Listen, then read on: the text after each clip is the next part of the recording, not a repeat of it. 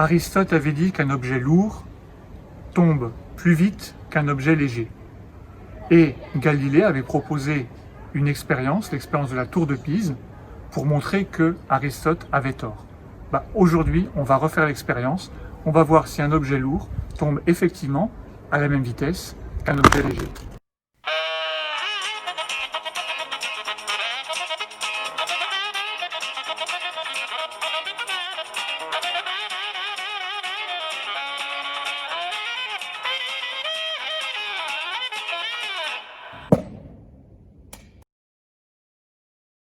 Mais ça, tout le monde peut le voir. Plus un objet est lourd, plus il tombe vite. Vous croyez?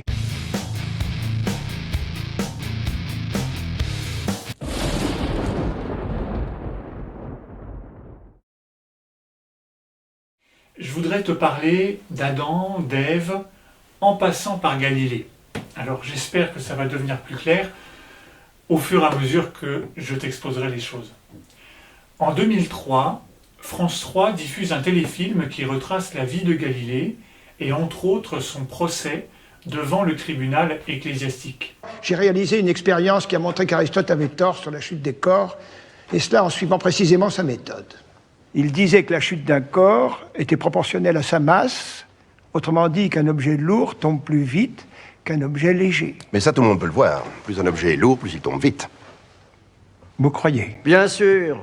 C'est comme pour l'explication du jour et de la nuit. Vous vous efforcez de nier l'évidence, Galilée. Vous nous prenez pour des simples d'esprit. Et vous nous racontez n'importe quoi. Eh bien, moi, je dis que les objets, s'ils sont quelque peu massifs, tombent tous à la même vitesse, quel qu'en soit le poids, et je vais vous le démontrer. Je prends cette boule de papier dans une main et cette boîte à sable dans l'autre.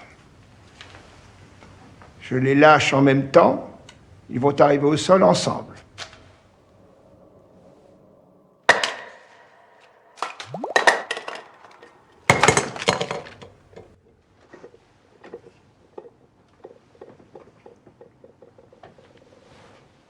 Vous pouvez recommencer? L'explication donnée est fausse. L'expérience est irréalisable.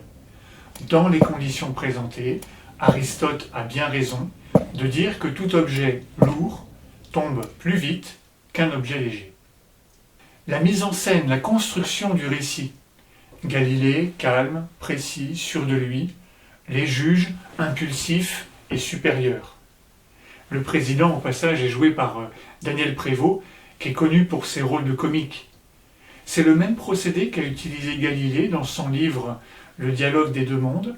La position adverse à la sienne y est présentée par un homme qui s'appelle Simplicio.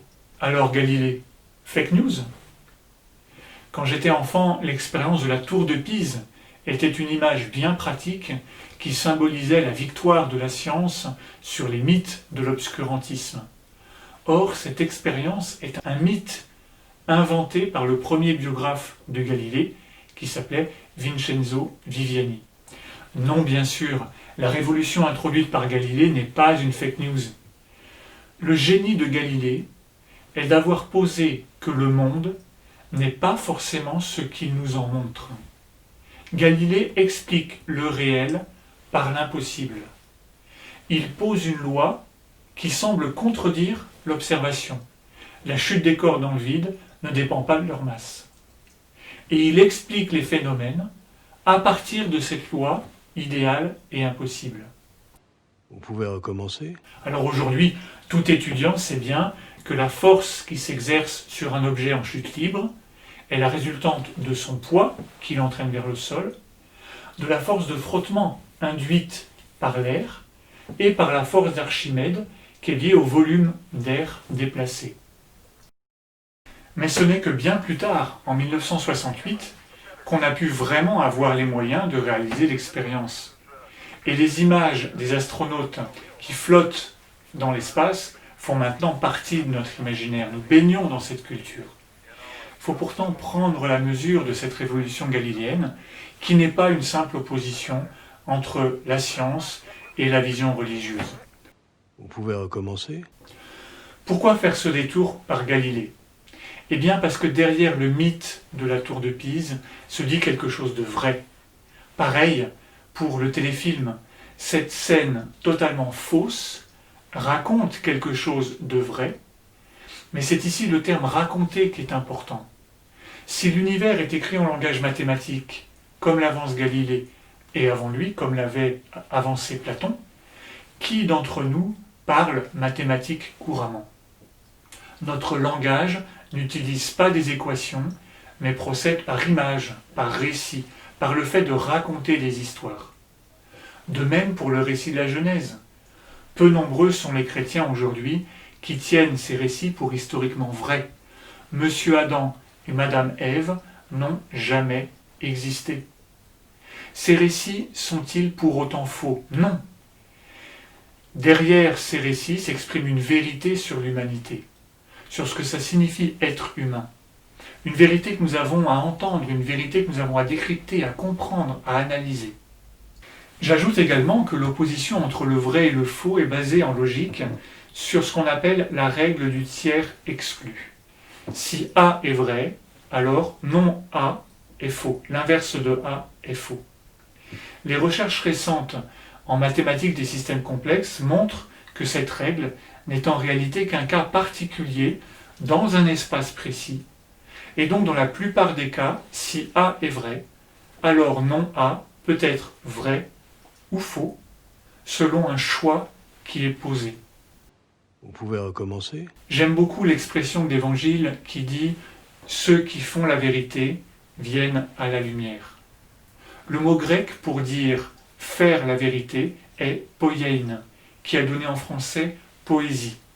Il ne s'agit pas de faire la vérité comme on appliquerait des lois morales de façon brutale et déterministe. « Il ne faut pas mentir », disait Kant. Ou des lois économiques. Le marché est l'état naturel de la société, la main invisible d'Adam Smith. La vérité, elle est à recevoir et à construire et à interpréter. Il faut être artiste pour faire la vérité. Dans le rapport entre la science et la foi, il ne s'agit ni de tomber dans la simple opposition, l'une ayant raison contre l'autre, ni dans le concordisme qui dirait la science et la foi disent la même chose.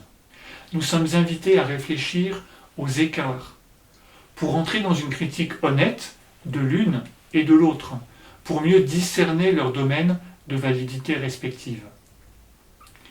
L'évangile de la création nous ouvre un émerveillement devant la vérité du cosmos et la vérité de Dieu. Il témoigne d'un don fait à notre intelligence, à nos sens, à notre foi, pour mieux comprendre notre monde, pour mieux nous y tenir ensemble de façon pleinement humaine et pour mieux y discerner la présence du Créateur. Vous pouvez recommencer? Non, ça va là.